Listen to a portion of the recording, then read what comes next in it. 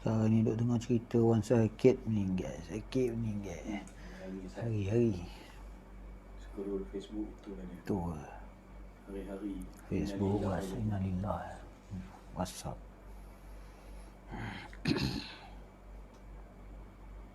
Tak jauh lah dah. Ya. Belum siap lagi ni. Belum bersedia. Tapi tak boleh jawab macam tu malaikat maut. Tak boleh jawab macam tu malaikat maut. Nama kau dah ada dalam senarai. Itu dia. Nama kau dah dalam senarai. Boleh tak? Tunggu sekejap. Seminggu lagi. Seminggu lah. Tak ada dah. Boleh tak? Okay. Bismillahirrahmanirrahim. Assalamualaikum warahmatullahi wabarakatuh. Al-Fatihah. A'udzubillahi minasyaitonirrajim. Bismillahirrahmanirrahim. Alhamdulillahi rabbil alamin. Ar-Rahmanirrahim. Maliki yaumiddin. Iyyaka na'budu wa iyyaka nasta'in. Ihdinas siratal mustaqim. صراط الذين أنعمت عليهم غير المغضوب عليهم ولا الضالين آمين. بسم الله والحمد لله والصلاة والسلام على سيدنا وحبيبنا وشفيعنا رسول الله محمد بن عبد الله وعلى آله وصحبه ومن تبعه ووله. اللهم افتح علينا حكمتك وانشر علينا من خزائن رحمتك يا أرحم الراحمين. اللهم علمنا ما ينفعنا وانفعنا بما علمتنا وزدنا علما. سبحانك لا علم لنا إلا ما علمتنا إنك أنت العليم الحكيم. ولا حول ولا قوة إلا بالله العلي العظيم. لا إله إلا الله محمد رسول الله في كل لمحة ونفس عدد ما وسعه علم الله. Alhamdulillah, thumma alhamdulillah. Kita memanjatkan puji-pujian dan kesyukuran kita kehadrat Allah Subhanahu wa taala atas limpah kurnia dan nikmat-Nya yang tidak terhingga, dan sebesar-besar nikmat yang Allah Subhanahu wa taala kurniakan kepada kita ialah nikmat iman dan nikmat Islam. Dan kita mohon kepada Allah Subhanahu wa taala semoga nikmat yang terbesar tersebut dan nikmat-nikmat lain itu dijaga dan ditambah oleh Allah Subhanahu wa taala. Dan salah satu daripada cara kita mensyukuri nikmat iman tersebut ialah dengan kita mempelajari perkara-perkara yang berkaitan dengan iman.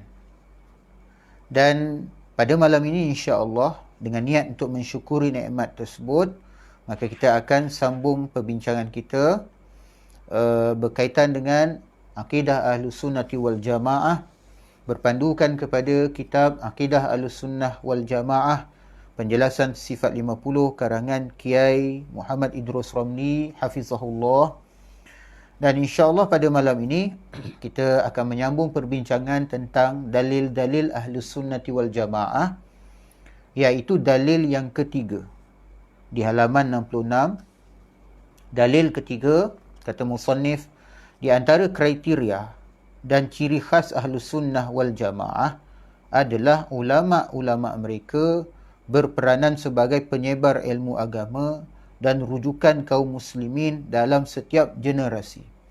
Dalam hal ini Kiai Haji Hashim Ash'ari rahimahullah berkata, qala Syihabul Khafaji rahimahullah fi Nasimir Riyad, wal firqatun najiyatu hum ahlus sunnati wal jamaah, wa fi hashiyati Shanawani ala Mukhtasar ibn Abi Jamrah hum Abul Hasan al-Ash'ari wa jama'atuhu ahlus sunnati wa immatul ulama, lianna Allah ta'ala ja'alahum hujjatan ala khalqihi wa ilaihim tafza'ul 'ammatu fi dinihim wa humul ma'niyuna biqawlihi sallallahu alaihi wa alihi wa sallam, inna Allah la yajma'u ummati ala dhalalah. Maksudnya Asy-Syihab Al-Khafaji rahimahullah berkata dalam kitab Nasimur Riyad. Kitab Nasimur Riyad ni ataupun nama penuhnya ialah Nasimur Riyad fi Syarh Syifa Al-Qadhi Iyad. Ini kitab yang mensyarahkan sebuah kitab yang terkenal yang dikarang oleh Al-Qadhi Iyad Al-Yahsubi Al-Maliki, iaitu kitab Asy-Syifa. Kitab Asy-Syifa li ta'rifi huquqil Mustafa. Asy-Syifa bi Ta'rifi Huquqil Mustafa. Jadi dalam kitab Nasimur Riyad, Asy-Syihab Al-Khafaji rahimahullah berkata, golongan yang selamat hanyalah Ahlus Sunnati wal Jamaah. Baik, dalam catatan pinggir Al-Imam Asy-Syanawani, dalam hasyiahnya atas Mukhtasar Ibni Abi Jamrah. Mukhtasar Ibni Abi Jamrah ini dia mensyarahkan beberapa hadis-hadis daripada Sahihul Bukhari. Jadi Al-Imam Asy-Syanawani dalam catatan pinggirnya ke atas Mukhtasar Ibni Abi Jamrah terdapat keterangan mereka iaitu Ahlus Sunnati wal Jamaah adalah Al-Imam Abul Hasan Al-Asy'ari dan para pengikutnya yang merupakan Ahlus Sunnah dan pemimpin para ulama. Kerana Allah Subhanahu wa taala menjadikan mereka sebagai hujjah atas makhluknya dan hanya mereka yang menjadi rujukan kaum muslimin dalam urusan agama. Mereka yang dimaksud dengan sabda Rasulullah sallallahu alaihi wasallam, sesungguhnya Allah tidak akan mengumpulkan umatku atas kesesatan. Jadi penjelasan Kiai Haji Hashim Asy'ari rahimahullah tersebut sesuai dengan hadis sahih berikut ini. Jadi dalam hadis Nabi sallallahu alaihi wasallam disebutkan an Abi Ibrahimul Uzri radhiyallahu anhu qala Rasulullah sallallahu alaihi wasallam yahmilu hadzal ilma min kulli khalafin uduluhu yanfauna anhu tahrifal ghalin wa intihalal mubtilin wa ta'wilal jahilin. Hadis ini diriwayatkan, ini merupakan hadis sahih riwayat Ibnu Adi dalam kitabnya Al-Kamil juzuk yang pertama, begitu juga Al-Baihaqi menyatakan hadis ini dalam As-Sunan Al-Kubra, begitu juga Abu Nuaim dalam karyanya Ma'rifatus Sahabah, Ibnu Asakir juga menyatakan hadis ini dalam kitabnya Tarikh Dimashq. Baik. Jadi maksud hadis tersebut dari Ibrahim Al-Uzri radhiyallahu anhu. Rasulullah sallallahu alaihi wasallam bersabda, ilmu agama ini akan disebarkan oleh orang-orang terbaik dalam setiap generasi. Mereka akan membersihkan ilmu agama dari distorsi ataupun dari pemalsuan, daripada penyelewengan. Tahrif ni pemalsuan, penyelewengan kelompok yang ekstrim. Kemudian kebohongan mereka yang bermaksud jahat dan penafsiran mereka yang bodoh. Jadi tiga perkara ini yang merosakkan ajaran Islam. Yang pertama iaitu pemalsuan ataupun pemesongan, penyelewengan oleh kelompok-kelompok yang ekstrim, kelompok-kelompok yang melampau. Disebutkan di sini sebagai al-ghalin. Al-ghalin.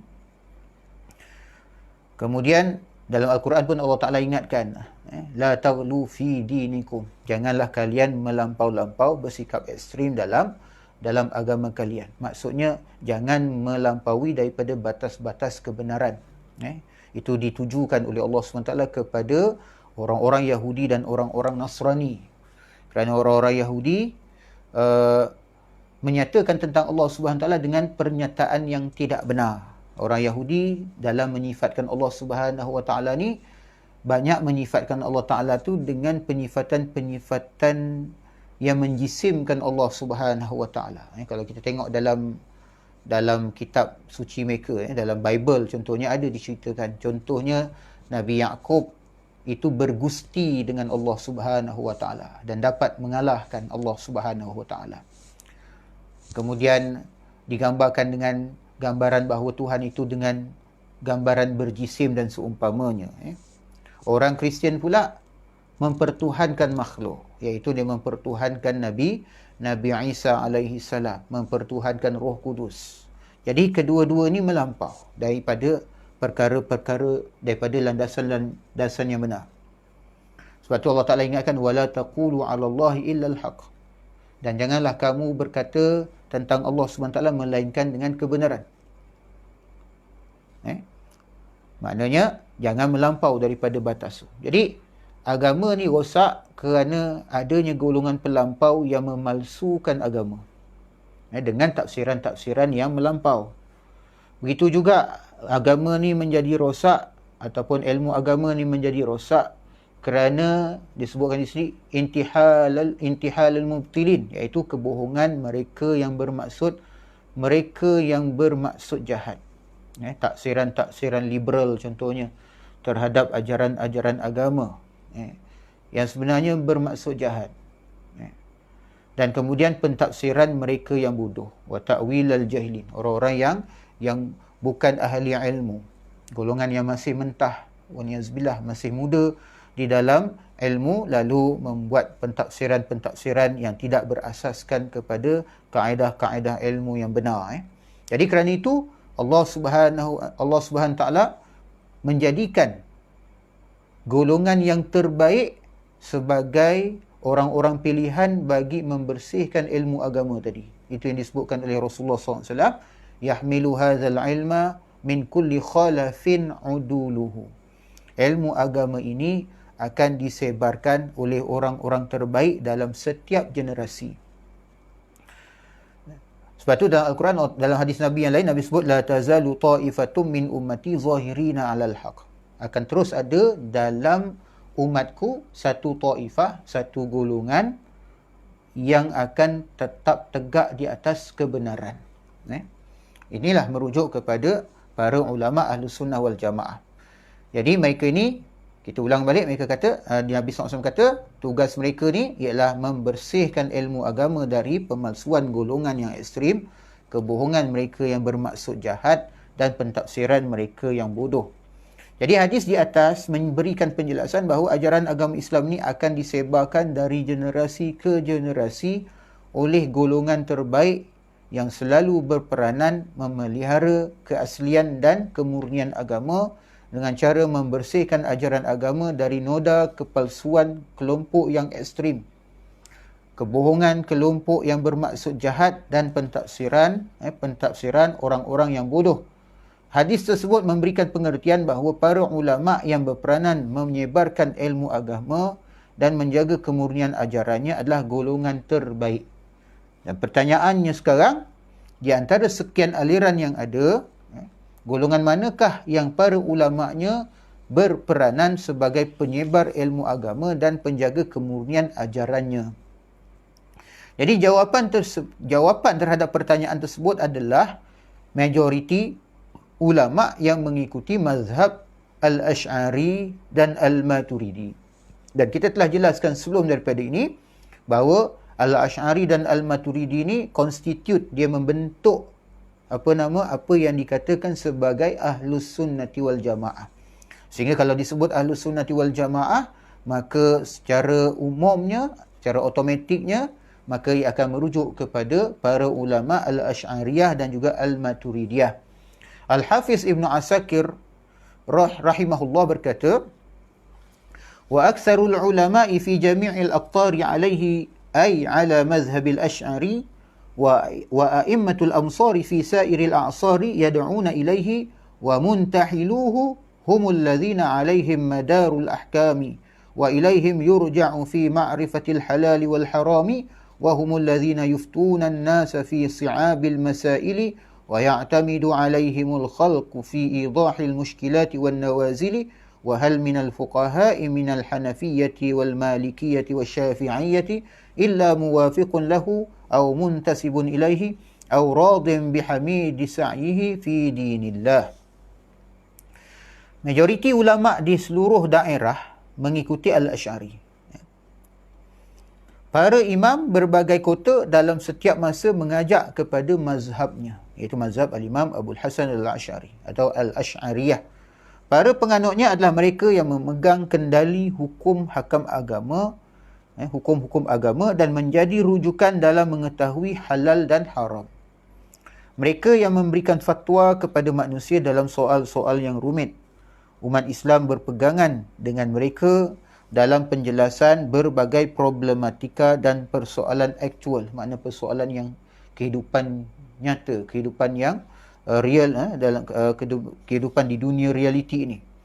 Jadi para ulama fuqaha dari mazhab Hanafi, Maliki dan Syafi'i pasti menyetujuinya atau menisbatkan diri kepadanya atau rela dengan usahanya yang terpuji dalam membela agama Allah. Dalam realiti yang ada, kata Kiai Muhammad Idrus, kata dalam realiti yang ada, akidah Al-Asy'ari telah diikuti secara aklamasi oleh para ulama yang bermazhab Hanafi, Maliki, Syafi'i dan kelompok yang utama dari penganut mazhab Hambali. Baik. Jadi majoriti penganut mazhab Asy-Syafi'i adalah Al-Asy'ari. Majoriti penganut mazhab Asy-Syafi'i ini adalah mazhab Al-Asy'ari. Bahkan Imam Abul Hasan Al-Asy'ari sendiri bermazhab Syafi'i. Walaupun begitu, ada juga minoriti dari kalangan penganut mazhab Syafi'i ini yang bermazhab Mu'tazilah. Ada. Contohnya seperti Al-Qadhi Abdul Jabbar. Al-Qadhi Abdul Jabbar adalah seorang tokoh besar dalam mazhab Mu'tazilah. Jawatannya Qadhi, nama depan tu Al-Qadhi Abdul Jabbar. Dan beliau mengarang satu kitab penting dalam mazhab Mu'tazilah, iaitu kitab Syarah Usul Khamsah. Syarhu Al-Usulul Khamsah. Syarhul Usulil Khamsah. Yang mensyarahkan 5 prinsip dasar dalam Mu'tazilah, iaitu At-Tauhid wal-Adlu, kemudian Al-Manzilah bainal manzilatain, Al-Wa'd wal-Wa'id, dan juga Al-Amru bil Ma'ruf wan Nahyu 'anil Munkar. Jadi Al-Qadhi Abdul Jabbar tu mazhab Syafi'i, tapi itu fiqahnya, akidahnya Mu'tazilah. Begitu juga ada seorang tokoh Mu'tazilah namanya Abul Husain Al-Basri. Ini mazhab Syafi'i juga, tapi dia Mu'tazilah. Fiqahnya adalah Syafi'i, akidahnya Mu'tazilah. Dia ada mengarang kitab Al-Mu'tamad dalam bidang usulul fiqh. Kemudian ada juga majoriti pengikut mazhab Hanafi adalah Maturidiyah. Walaupun ada segelintir juga yang Asy'ariyah, dan ada segelintir dari kalangan pengikut mazhab Hanafi ini yang bermazhab Mu'tazilah. Seperti pengarang taksir yang terkenal, iaitu Az-Zamakhsyari. Az-Zamakhsyari, pengarang taksir Al-Kasyaf, itu bermazhab Hanafi pada fiqahnya. Kenapa? Kerana mazhab Mu'tazilah ni dia bukan mazhab fiqah. Dia dia adalah mazhab akidah. Jadi dalam masalah fiqah, mereka akhirnya balik kepada hasil-hasil ijtihad Ahlus Sunnati wal Jamaah. Tapi ulama Mu'tazilah ni, selain ada yang merujuk pada Ahlus Sunnah wal Jamaah dalam masalah dalam masalah fiqahnya, ada sebahagiannya yang menjadi Syiah pun ada, Syiah yang Mu'tazilah pun ada. Tapi kalau mazhab Maliki ni keseluruhannya bermazhab Asy'ariyah. Sepanjang yang saya ketahui lah, mazhab Maliki ini keseluruhannya bermazhab Asy'ariyah. Okey, baik. Dan kemudian disebutkan di sini ialah kelompok yang utama dari penganut mazhab Hambali atau Fudala'ul Hanabilah. Jadi Fudala'ul Hanabilah maksudnya kelompok yang utama dari penganut mazhab Hambali yang berpegang kepada akidah tanzih dan menjauhkan diri daripada faham tajsim dan tashbih. Kerana apa? Kerana dalam kalangan pengikut mazhab Hambali ini ada yang terjerumus ke dalam faham tajsim, iaitu menjisimkan Allah Subhanahu wa taala, dan juga faham tashbih. Dan ini dinyatakan sendiri oleh Al-Imam Ibnul Jauzi. Imam Ibnul Jauzi, dia telah mengarang sebuah kitab Daf'u Syubhati Tashbih. Daf'u Syubhati Tashbih. Dan kitab ini bertujuan untuk menolak ataupun membersihkan pemikiran sebahagian daripada ulama dan pengikut-pengikut mazhab Hambali yang terperangkap ataupun terpengaruh dengan pemikiran tashbih dan tajsim. Jadi kerana itu dia karang buku tersebut. Jadi mazhab Hambali ada yang disebut sebagai kelompok Al-Munazzihun, iaitu yang berpegang kepada akidah tanzih, dan ada sebahagian kecil daripada mereka yang masuk ke dalam akidah Al-Musyabbihah. Dan Imam Ibnul Jauzi berjaya, maknanya memadamkan ataupun melemahkan pegangan akidah musyabbihah dalam kalangan pengikut mazhab Hambali, sehinggalah kemudian datang tokoh yang bernama Ibnu Taimiyah yang menggali balik khazanah pemikiran tashbih dan tajsim, lalu dihidupkan, lalu tersebar kembali dalam kalangan pengikut-pengikut mazhab Hambali. Samahahullah, semoga Allah Ta'ala mengampunkan dia lah. Baik, dalil yang keempat, golongan yang selamat al-firqah an-najiyah, golongan yang selamat atau al-firqah an-najiyah, di antara sekian banyak aliran yang ada adalah golongan yang mendapat hidayah dari Allah Subhanahu wa Ta'ala. Dalam Al-Quran, Allah Subhanahu wa Ta'ala berfirman, "Wallazina jahadu fina lanahdiyannahum subulana wa innallaha lama'al muhsinin." Surah Al-Ankabut ayat 69, yang bermaksud, dan orang-orang yang berjihad untuk mencari keredaan kami, benar-benar akan kami tunjukkan kepada mereka jalan-jalan kami, dan sesungguhnya Allah benar-benar beserta orang-orang yang berbuat baik. Jadi orang-orang yang berjihad, maksudnya orang-orang yang bersungguh-sungguh bermujahadah untuk mencari keredaan Allah Subhanahu wa Ta'ala. Nescaya Allah Subhanahu wa Ta'ala akan pimpin mereka, akan tunjukkan mereka kepada jalan-jalan hidayahnya. Dan sesungguhnya Allah benar-benar beserta orang-orang yang berbuat baik. Di ayat tersebut, ayat di atas memberikan penjelasan bahawa orang yang berjihad untuk mencari keredaan Allah, maka Allah akan memberinya hidayah dan petunjuk, dan Allah akan selalu memberinya pertolongan dan ma'unah. Ma'unah, pertolongan, pertolongan itu bahasa Melayu, ma'unah tu bahasa Arab. Jadi cuma kat sini ma'unah ni ada dengan makna yang lebih khusus lagi. Ma'unah ada dengan maksud yang lebih khusus lagi. Allah akan selalu memberinya pertolongan dan ma'unah di dunia serta pahala dan ampunan di akhirat. Jadi ma'unah itu maksudnya pertolongan juga, tapi ada makna yang lebih khusus, iaitu dalam hal-hal yang mencari adat ataupun yang berlawanan dengan kebiasaan. Ada beberapa kategori. Apabila ia berlaku pada seorang Nabi dan Rasul, maka ia disebut sebagai mu'jizat.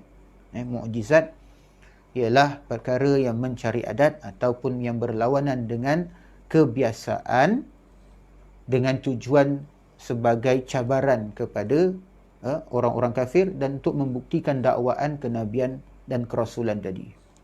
Jadi mukjizat tu berlaku kepada seorang nabi ketika dia sebagai seorang nabi lah.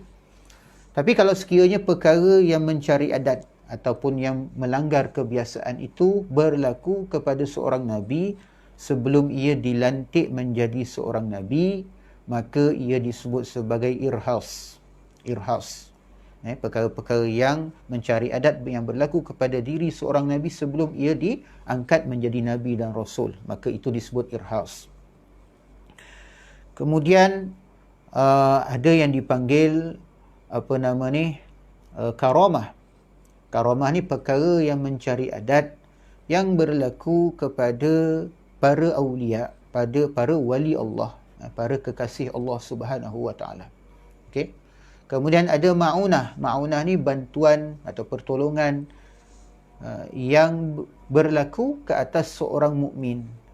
Ada seorang mukmin, maka itu disebut sebagai ma'unah, bantuan yang berlaku daripada Allah Subhanahu wa Ta'ala dalam keadaan terdesak atau dalam keadaan susah, dalam keadaan yang tertentu, maka Allah Subhanahu wa Ta'ala datangkan pertolongan kepada orang mukmin tersebut, maka itu disebut sebagai ma'unah. Itu secara umum lah. Adapun kalau sekiranya perkara yang mencari adat yang berlaku ke atas ahli sihir, kepada orang-orang fasik, maka itu disebut sebagai istidraj. Itu boleh rujuk baliklah dalam kitab-kitab. Baik, berkaitan dengan jihad di atas, para ulama memberikan makna jihad dalam agama dengan dua macam. Jadi ada dua jenis jihad menurut para ulama berdasarkan kepada ayat yang kita baca tadi.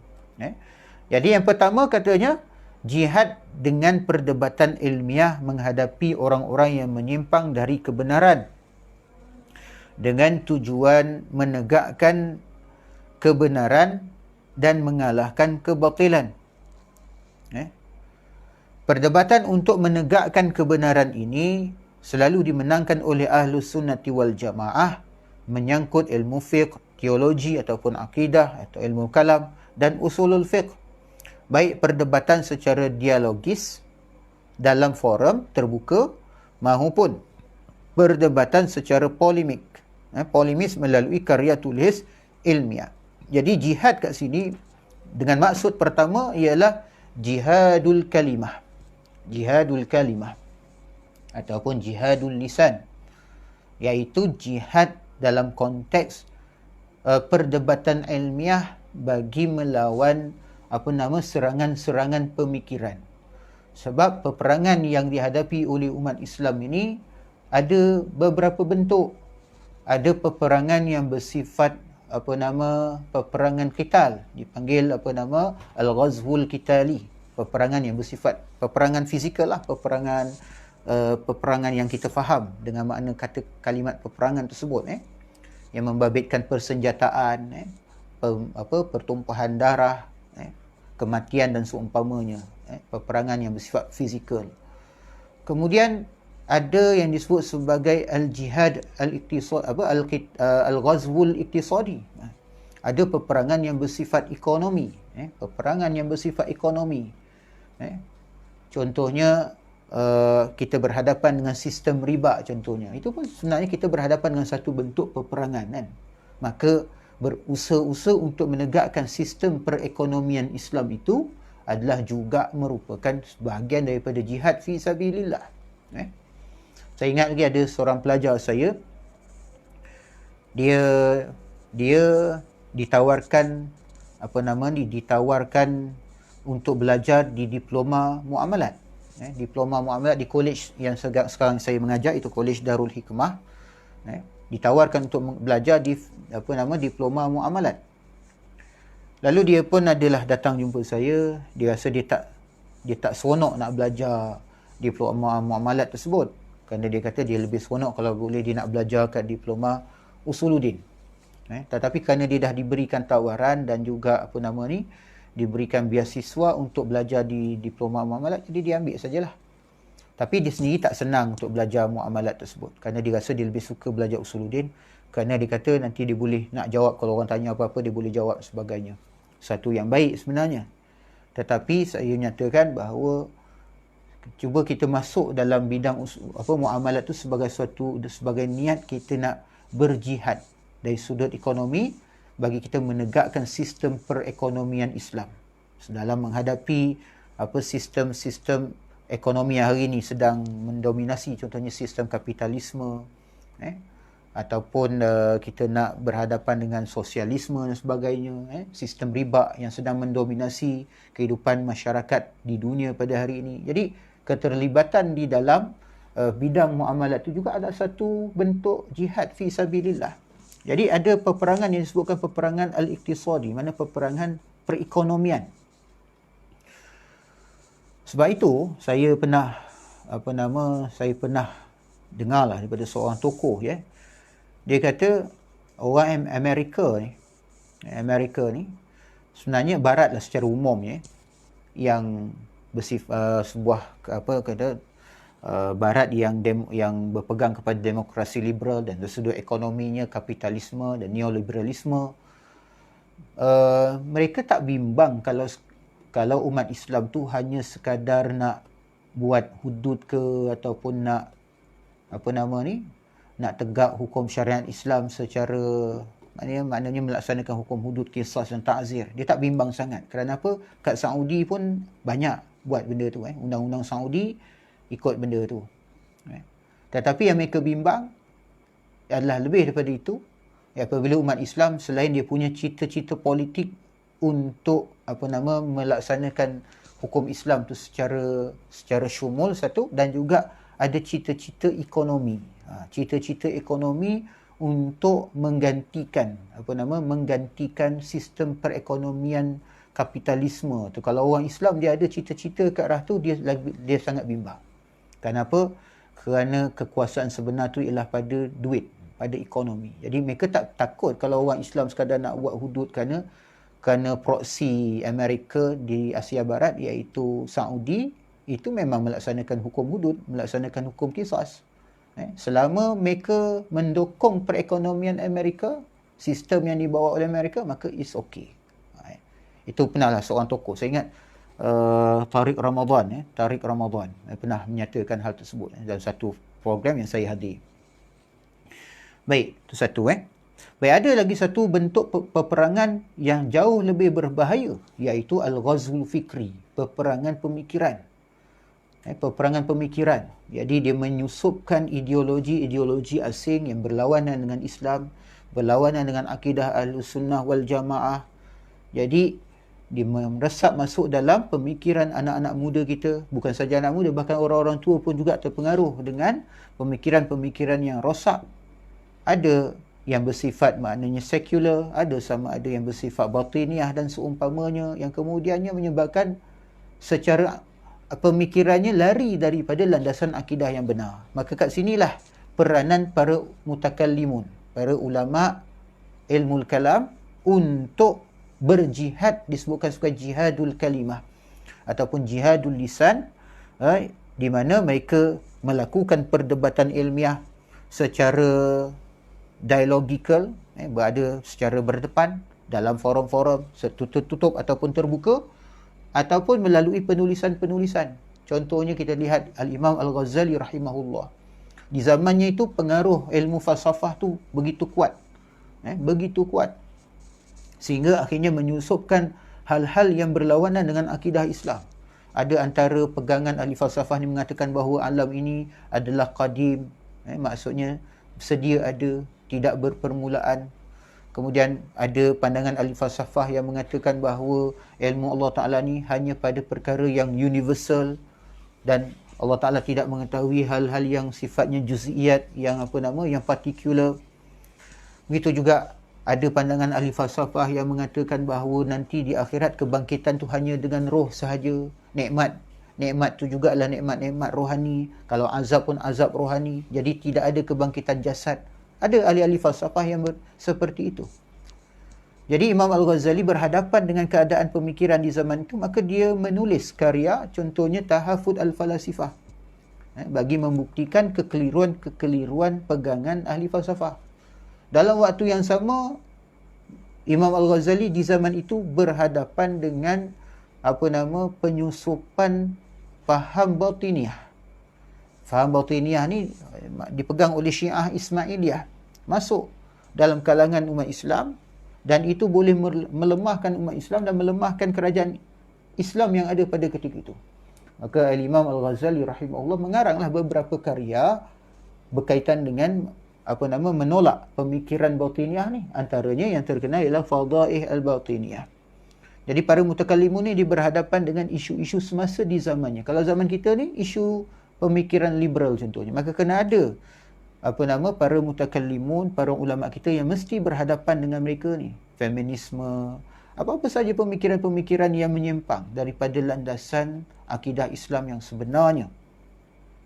Kalau di era penghujung kerajaan Osmaniyah, ada seorang tokoh ulama yang terkenal, iaitu Syekhul Islam Mustafa Sabri. Syekhul Islam Mustafa Sabri dia berhadapan dengan arus sekularisasi yang sedang berlaku dalam kerajaan Osmaniyah waktu itu.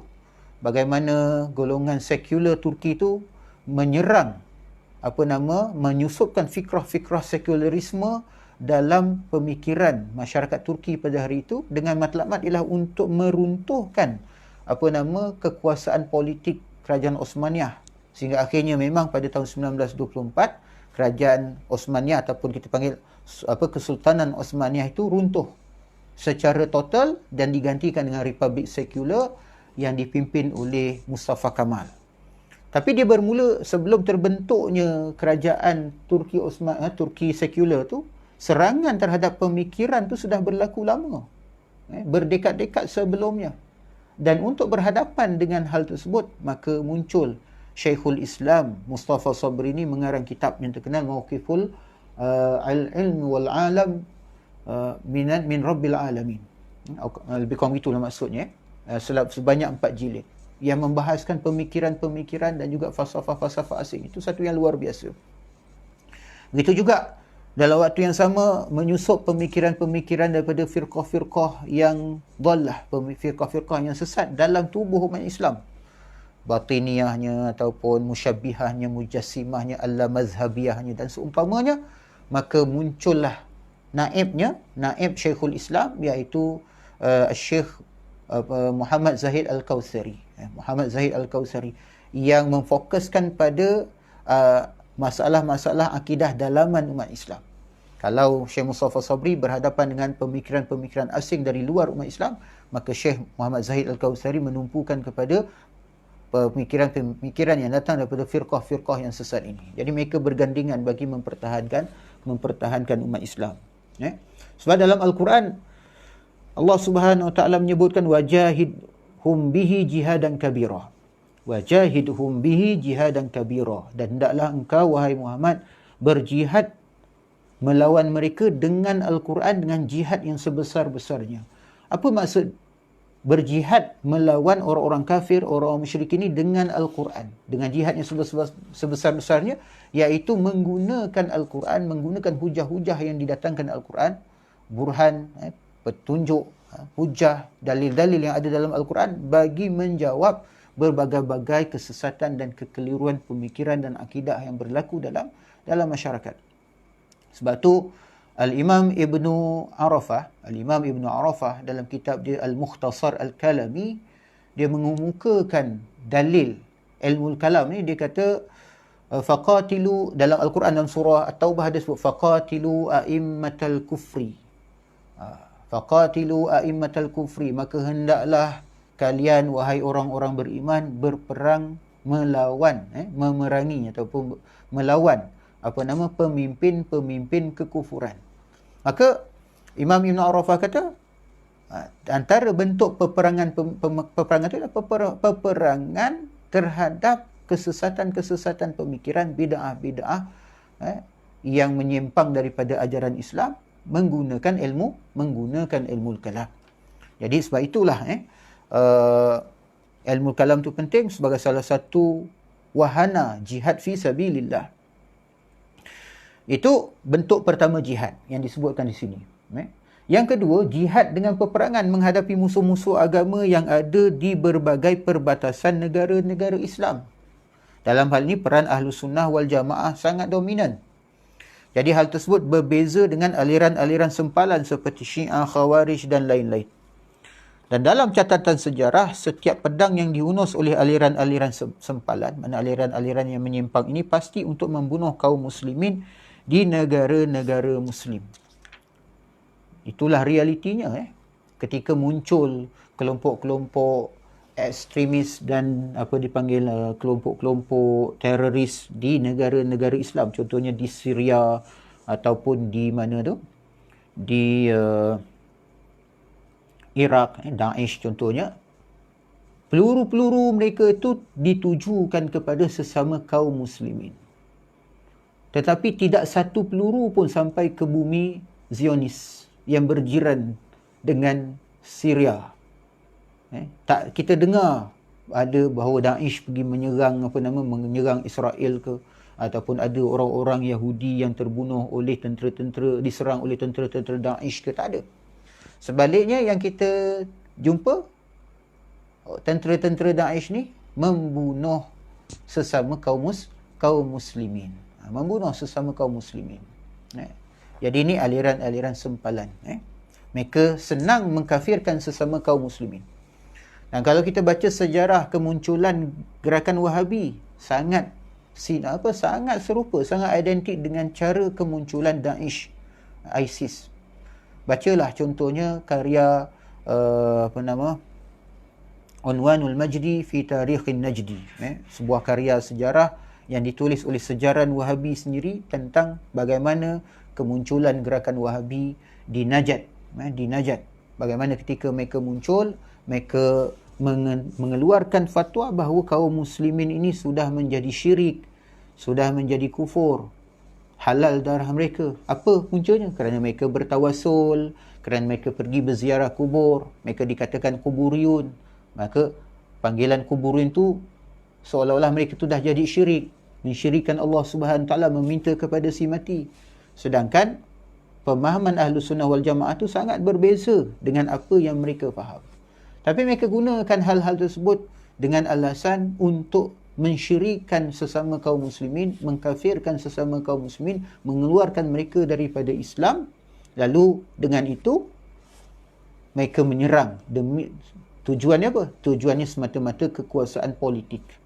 Kerana Muhammad bin Saud pada ketika itu menggunakan Muhammad bin Abdul Wahab demi untuk meluaskan pengaruh politiknya, demi melawan kerajaan Osmaniyah yang ada pada ketika itu. Sebab itu kalau kita tengok dalam sejarah, para sultan Ahlus Sunnah wal Jamaah, mereka kena selesaikan dahulu fikrah ataupun pemikiran-pemikiran batil dalam masyarakat dia, baru kemudian mereka dapat mengalahkan musuh-musuh daripada luar. Contoh yang paling baik ialah Sultan Salahuddin Al-Ayyubi. Sultan Salahuddin Al-Ayyubi. Sultan Salahuddin Al-Ayyubi ni terkenal kerana apa? Kerana beliau berjaya menawan kembali Baitul Maqdis, Masjidil Aqsa daripada cengkaman tentera-tentera salib, penjajah salib. Tetapi strategi Sultan Salahuddin Al-Ayyubi ni dia bermula lama sebelum itu. Di mana Sultan Salahuddin Al-Ayyubi pertama dia membetulkan dahulu membetulkan akidah umat dia dulu, membetulkan akidah rakyatnya dahulu. Kemudian memperkuatkan rohani umat rakyatnya. Dari sudut akidah, Sultan Salahuddin Al-Ayyubi dia selesaikan dahulu kumpulan Syiah Batiniyah ataupun Syiah Ismailiyah yang pada ketika itu berkuasa di Mesir. Yang berkuasa di Mesir, kerajaan Fatimiyah di Mesir itu bermazhab Syiah Ismailiyah. Dia membawa ideologi Batiniyah. Jadi mereka ini perlu diselesaikan dahulu. Sebab bid'ah mereka tu menyebar dalam kalangan masyarakat Islam. Jadi kerajaan Fatimiyah inilah yang bertanggungjawab membina Jami' Al-Azhar Al-Syarif. Yang pada asalnya Jami' Al-Azhar Al-Syarif tu ataupun Masjid Al-Azhar yang hari ini dikenali sebagai Universiti Al-Azhar, pada asalnya tu dibina oleh kerajaan Fatimiyah yang merupakan Syiah Ismailiyah sebagai satu pusat propaganda propaganda Batiniyah atau propaganda Syiah Ismailiyah ke seluruh dunia. Sehinggalah bila Sultan Salahuddin Al-Ayyubi berjaya mengalahkan kerajaan Fatimiyah, maka dalam sejarah dinyatakan bahawa Jami' Al-Azhar tu ataupun Universiti Al-Azhar hari ini, atau Jami' Al-Azhar waktu tu disebut Jami' Al-Azhar, ditutup, tidak beroperasi, dihentikan operasinya, dan itu berlangsung kira-kira 100 tahun, lebih kurang begitulah. Maknanya lama Jami' Al-Azhar tu ditutup, sehinggalah kemudian pada zaman kerajaan Mamluk baru dibuka kembali. Pada masa tu Jami' Al-Azhar tu dah kosong, dah jadi mungkin tempat simpanan kuda dan sebagainya. Ditutup terus. Kenapa ditutup? Kerana pada masa itu Jami' Al-Azhar ni menjadi pusat propaganda kepada Syiah Batiniyah ataupun Syiah Ismailiyah oleh kerajaan kerajaan Fatimiyah di Mesir. Jadi dia bersihkan dahulu akidah. Lalu kemudian diperintahkanlah supaya akidah Ahlus Sunnah wal Jamaah ni dibacakan di menara-menara masjid. Pada masa tu tak ada mikrofon lah. Jadi adalah seorang ditugaskan untuk naik atas menara-menara masjid untuk membacakan akidah Ahlus Sunnah wal Jamaah secara regular, secara berterusan lah dibacakan, sehingga akidah tu betul-betul meresap ke dalam pemikiran umat.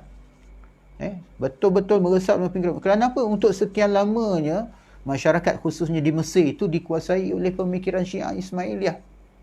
Jadi kena ada melalui media lah. Zaman tu media, melalui khutbah, melalui masjid dan sebagainya. Jadi ada orang-orang yang bertugas untuk membacakan akidah ini untuk didengar oleh orang-orang awam di menara-menara masjid, di mimbar-mimbar.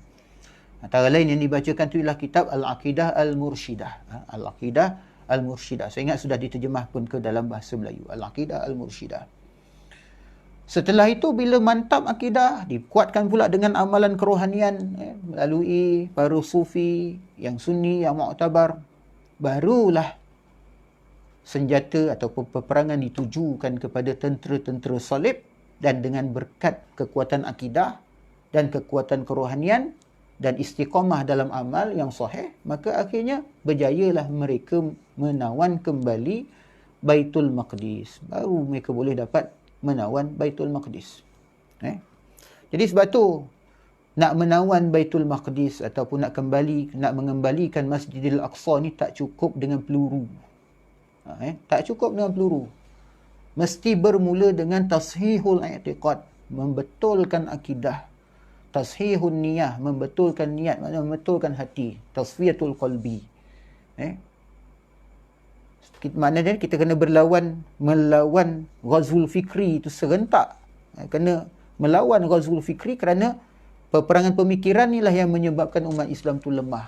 Semangat jihad tu lemah, akidah tu lemah. Akhirnya seberapa banyak senjata pun yang ditujukan kepada Israel tak ke mana. Kenapa? Belum sampai janji Allah Subhanahu wa taala. Jadi usaha jihad ni kena berterusan. Kita kena ingat berterusan dari sudut membetulkan akidah tu sebagai asas kepada jihad. Sebab tu hadis yang kita pernah baca dahulu bahawa salasu min aslil iman. 3 daripada prinsip-prinsip dasar iman. Antara lain disebutkan di situ bahawa wal jihadu madin ila yaumil qiyamah, wal jihadu madin ila an yuqatila akhiri ummatid dajjal. Jihad itu akan terus berlangsung sehinggalah umat aku yang terakhir, kata Rasulullah, tu berperang melawan dajjal. Tapi kita kena faham, dajjal tu dia tak muncul macam tu saja tiba-tiba muncul akulah dajjal. Dajjal itu muncul di saat ketika itu akidah umat berada pada tahap yang paling lemah. Kekeliruan itu sudah merajalela, sudah tersebar di mana-mana. Kerohanian tu sudah menjadi sangat lemah. Kerana Dajjal tu, maksud Dajjal tu saya dah pernah sebut dahulu bahawa Dajjal tu maksudnya menampakkan yang hak tu batil dan yang batil tu hak. Dan antara dakwaan terbesar Dajjal pada saat itu yang berkait dengan akidah apa dia? Dia mengaku dirinya sebagai Tuhan. Sedangkan dalam akidah kita dah jelas dah bahawa Allah tu salah satu sifat yang wajib baginya tu ialah mukhalafatuhu ta'ala lil hawadis. Mukhalafatuhu ta'ala lil hawadis. Dia berbeza daripada sekalian makhluknya yang baru. Apa sifat-sifat makhluk? Sifat makhluk tu berjisim contohnya. Bersaiz, berkedudukan, berarah, bergerak daripada satu tempat ke satu tempat. Berkata-kata dengan lafaz, dengan kalimat, dengan huruf. Boleh mengantuk, boleh penat dan sebagainya. Dan pada ketika itu, ketika muncul Dajjal, ramai orang percaya, ramai orang beriman dengan Dajjal. Kenapa? Keadaan iman pada ketika itu sudah sangat lemah. Kerana sampai tak boleh nak beza mana Tuhan yang hak, mana Tuhan yang batil. Sedangkan Dajjal tu terang-terang dah. Dia bertubuh badan, bersaiz, berkedudukan, duduk, berjalan, bergerak dari satu tempat ke satu tempat. Dan itu bukan sifat-sifat bagi Allah Subhanahu wa taala. Sebab itulah akidah tajsim ke akidah tashbih itu sebagai pengantar kepada Dajjal. Yang itu harus diperangi, harus dilawan, harus dimurnikan pemikiran umat Islam daripada pemikiran-pemikiran yang seumpama itu. Okey. Baik. Jadi itulah kalau kita lihat antara contoh bagaimana usaha-usaha jihad, antara jihad perdebatan ilmiah dengan jihad dengan peperangan tu bergandengan, di mana Ahlu Sunnah wal Jamaah sangat giat di dalam kedua-dua bidang jihad tersebut. Baik, keutamaan Ahlu Sunnah wal Jamaah. Mazhab Al-Asy'ari dan Al-Maturidi merupakan representasi ataupun perwakilan Ahlu Sunnati wal Jamaah dan Al-Firqah An-Najiyah. Sudah barang tentu, mazhab tersebut memiliki sekian banyak keutamaan yang diisyaratkan dalam Al-Quran dan hadis-hadis Nabi SAW. Di antara dalil-dalil yang menjelaskan keutamaan mazhab Al-Asy'ari dan Al-Maturidi adalah sebagai berikut. Dalil pertama, Allah Subhanahu wa taala berfirman dalam Al-Quran, Ya ayyuhalladzina amanu man yartadda minkum an dinihi fasawfa ya'tillahu biqaumin yuhibbuhum wa yuhibbunah. Surah Al-Ma'idah ayat 54. Yang bermaksud, hai orang-orang yang beriman, barang siapa di antara kamu yang murtad, berpaling dari agamanya, maka kelak Allah akan mendatangkan suatu kaum yang Allah mencintai mereka dan mereka pun mencintainya. Jadi ayat tersebut memberikan penjelasan bahawa apabila orang-orang yang beriman menyatakan murtad atau keluar dari Islam, maka Allah akan mendatangkan satu kaum yang Allah cintai dan mencintai Allah. Pertanyaannya, siapa yang dimaksud dengan kaum yang Allah cintai dan mencintai Allah? Dan dalam hadis sahih, Rasulullah sallallahu alaihi wasallam menjelaskan, ini sebab nuzul ataupun sebab turun ayat. Ayat 54 surah Al-Ma'idah tersebut. Di dalam hadis sebut, An Iyad al-Ash'ari. An Iyad al-Ash'ari radhiyallahu anhu qala, lamma nazalat al-ayah fasawfa ya'ti Allahu biqaumin yuhibbuhum wa yuhibbunah. Qala Rasulullah sallallahu alaihi wasallam, hum qaumu hadha, wa asyara ila Abi Musa al-Ash'ari radhiyallahu anhu. Iyad al-Ash'ari radhiyallahu anhu berkata, ketika ayat fasawfa ya'tillahu biqaumin yuhibbuhum wa yuhibbunah, Allah Subhanahu wa taala akan mendatangkan satu kaum yang Allah mencintai mereka dan mereka pun mencintainya. Maka Rasulullah sallallahu alaihi wasallam bersabda sambil menunjuk kepada Abu Musa al-Ash'ari, hum qaumu hadza, mereka yang dimaksudkan oleh Allah Ta'ala itu adalah kaumnya laki-laki ini. Siapa? Iaitu Abu Musa al-Ash'ari. Jadi al-Ash'ari ni apa? Al-Ash'ari ni nama kabilah, nisbah bagi kabilah yang berasal daripada Yaman. Kabilah al-Ash'ariyin atau al-Ash'ariyun. Jadi kerana itulah ada ayat al-Ash'ari, contohnya Abu Musa, ataupun nama sebenarnya Abdullah bin Qais al-Ash'ari. Jadi al-Ash'ari itu nisbah kepada satu kabilah yang datang dari Yaman. Jadi hadis di atas memberikan penjelasan bahawa kaum Abu Musa al-Ash'ari radhiyallahu anhu, iaitu kaum al-Ash'ariyun atau kabilah al-Ash'ariyun itu adalah kaum yang dicintai Allah dan juga kaum yang mencintai Allah. Jadi hal ini berarti mengantarkan pada kesimpulan bahawa pengikut mazhab al-Ash'ari adalah kaum yang dicintai Allah dan mereka pun juga mencintainya.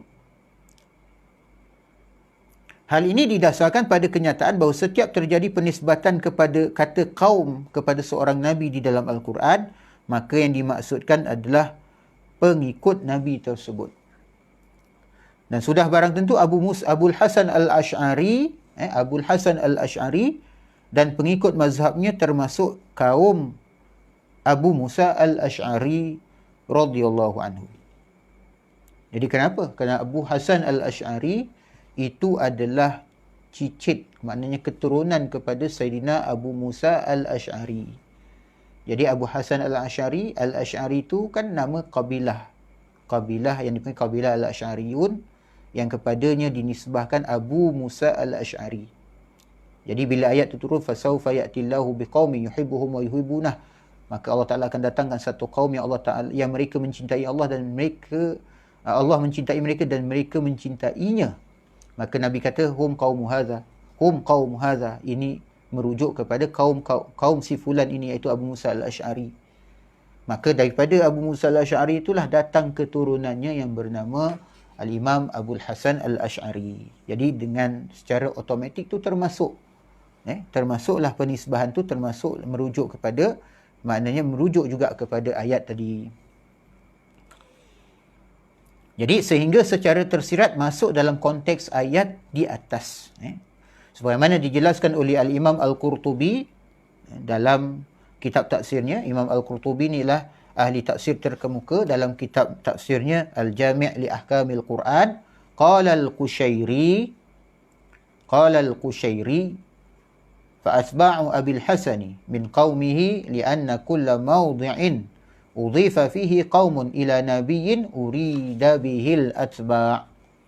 Al-Qushairi berkata, pengikut mazhab Abil Hasan Al-Ash'ari, termasuk kaum Abu Musa Al-Ash'ari radhiyallahu anhu. Siapa pengikut Abu Hasan Al-Ash'ari? Iaitu para pengikut mazhab Asy'ariyah Ahlussunnati wal Jamaah yang dinisbahkan kepada Al-Asy'ariyah, yang imamnya itulah Abu Hasan Al-Ash'ari, maka itu juga termasuk dalam konteks kaum Abu Musa Al-Ash'ari radhiyallahu anhu.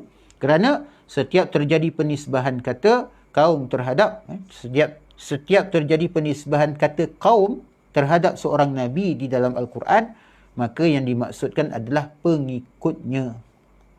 Walaupun mungkin bukan kabilah yang sama. Kan pengikut Rasulullah sallallahu alaihi wasallam bukan semua orang Quraisy. Orang Ansar bukan Quraisy. Ansar dia kabilah lain. Dia kabilah Aus dan Khazraj yang duduk di Madinah. Jadi Ansar tu walaupun dia bukan kabilah Quraisy, tetapi dia kaumnya Rasulullah sallallahu alaihi wasallam. Begitu juga Bilal Al-Habashi. Dia berasal daripada Habsyah, bukan Arab, bukan apatah lagi Quraisy, tetapi dia beriman dengan Rasulullah SAW, maka dia termasuk kaumnya Rasulullah SAW. Abu Jahal itu sama bangsa Quraisy dengan Rasulullah SAW. Abu Lahab sama bangsa Quraisy, bukan saja sama bangsa Quraisy, salah seorang saudara Rasulullah SAW daripada anak-anaknya Abdul Muttalib, pakcik Rasulullah sallallahu alaihi wasallam. Tetapi kerana dia tidak beriman dengan Rasulullah sallallahu alaihi wasallam, mengkufuri, mengingkari, menentang Rasulullah sallallahu alaihi wasallam, maka tak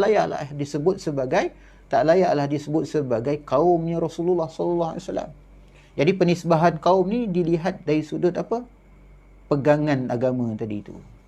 Jadi orang-orang Islam yang mengikut mazhab Imam Abu Hasan Al-Ash'ari rahimahullah dalam akidahnya, maka itu juga termasuk sebagai kaumnya Al-Ash'ari. Semoga kita termasuk dalam apa yang disebutkan dalam hadis Nabi sallallahu alaihi wasallam tersebut. Jadi pernyataan Al-Qushairi di atas senada dengan pernyataan Al-Imam Al-Baihaqi dalam Risalah Al-Ash'ariyah, Ar-Risalah Al-Ash'ariyah, yang dikutip oleh Al-Hafiz Ibnu Asakir Ad-Dimashqi dalam kitabnya Tabyin Kizbul Muftari, ketika mengomentari hadis yang sama. Al-Baihaqi menjelaskan bahawa sabda Nabi sallallahu alaihi wasallam tentang kaum Abu Musa Al-Ash'ari tersebut ada kaitannya dengan Al-Imam Abu Hasan Al-Ash'ari dan pengikutnya majoriti umat Islam. Saya baca satu lagi, last sekali. Kita habiskan saja bahagian ni. Baik, dalil yang kedua, hadis sahabat Bishr Al-Khas'ami rahimahullah radhiyallahu anhu. An Bishr Al-Khas'ami radhiyallahu anhu annahu sami'a an-nabiy sallallahu alaihi wasallam yaqul la tuftahanna al-Qustantiniyah fala ni'mal amiru amiruha wa la ni'mal jayshu dzalikal jaysh. Dari Bishr Al-Khas'ami radhiyallahu anhu, Nabi sallallahu alaihi wasallam bersabda, kelak umatku akan benar-benar menaklukkan kota Konstantinopel ataupun hari ini dikenali Istanbul.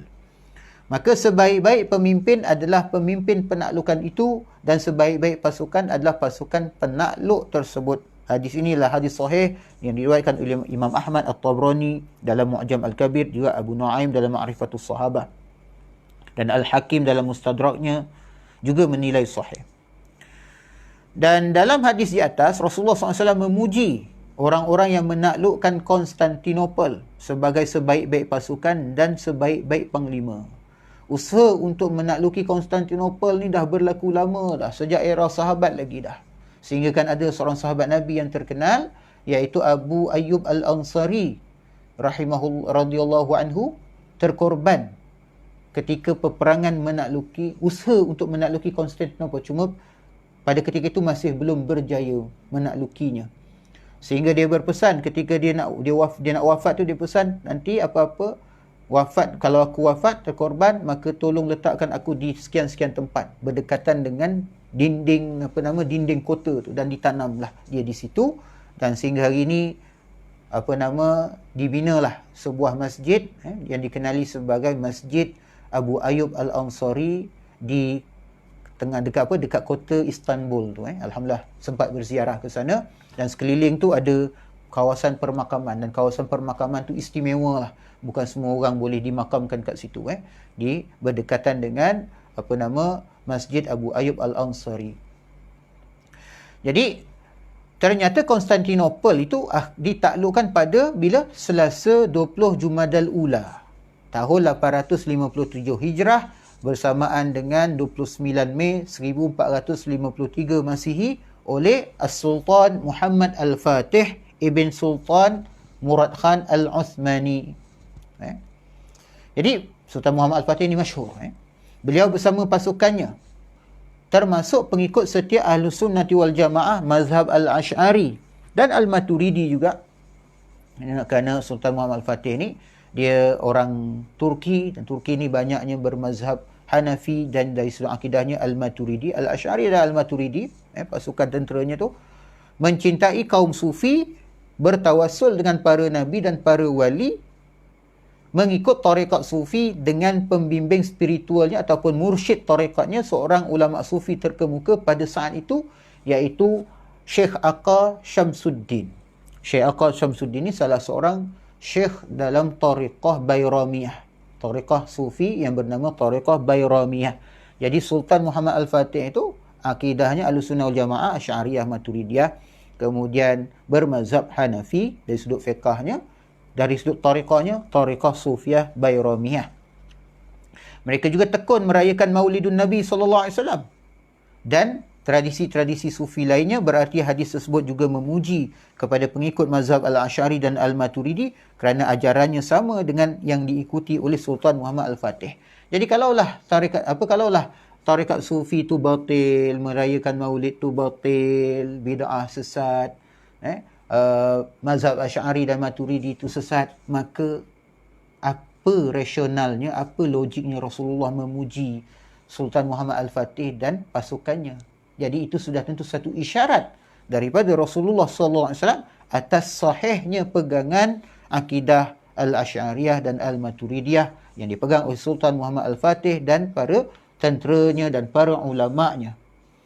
Dalil ketiga, hadis sahabat Imran bin Husain radhiyallahu anhu, an Imran bin Husain qala inni 'inda an-nabi sallallahu alaihi wasallam iz ja'ahu qaumun min bani tamim faqala iqbalu al-bushra ya bani tamim qalu bashartana fa'atina fadakhalana sum min ahli al-yamani faqala iqbalu al-bushra ya ahli al-yamani iz lam yaqbalha banu tamim qalu qabilna ji'naka linatafaqqaha fi ad-din wa linas'alaka an awwali hadha al-amri ma kana qala kana Allah wa lam yakun shay'un qablah wa kana 'arshuhu 'ala al-ma' ثم خلق السماوات والأرض وكتب في الذكر كل شيء.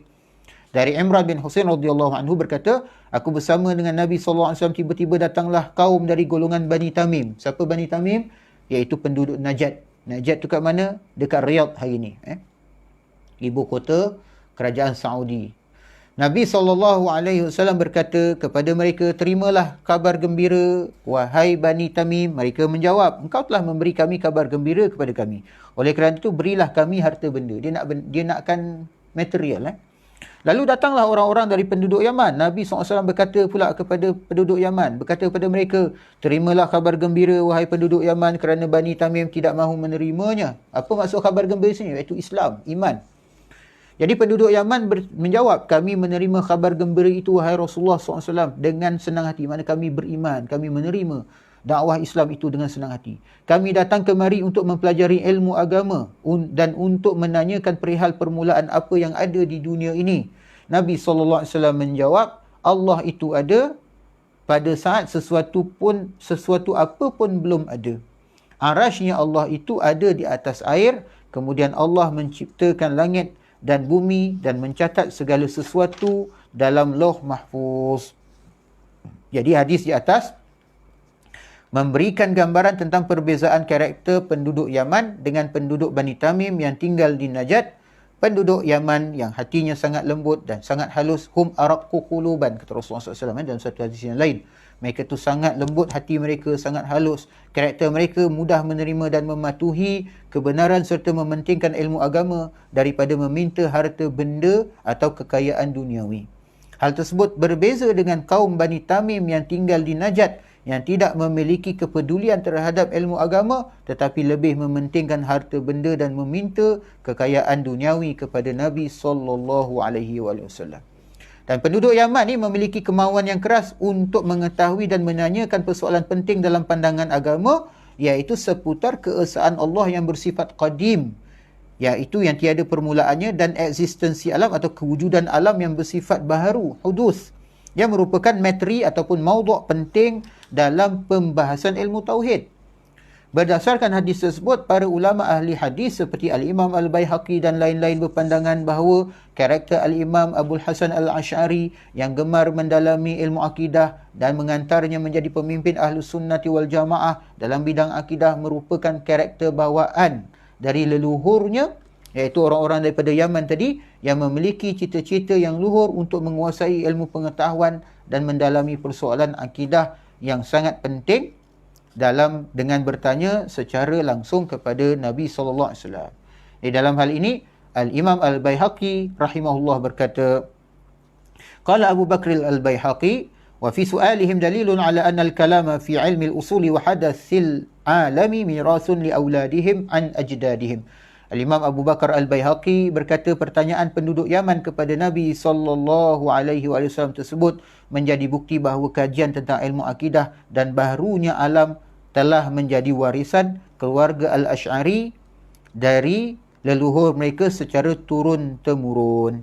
Jadi berdasarkan keterangan di atas, tidak aneh apabila di kemudian hari dari kalangan suku Al-Ash'ari yang asalnya daripada Yaman tadi, lahir seorang ulama yang menjadi pemimpin Ahlus Sunnah wal Jamaah dalam memahami dan mempertahankan akidah yang diajarkan oleh Nabi SAW dan sahabatnya, iaitu Al-Imam Abul Hasan Al-Ash'ari radhiyallahu anhu wa rahimahullah.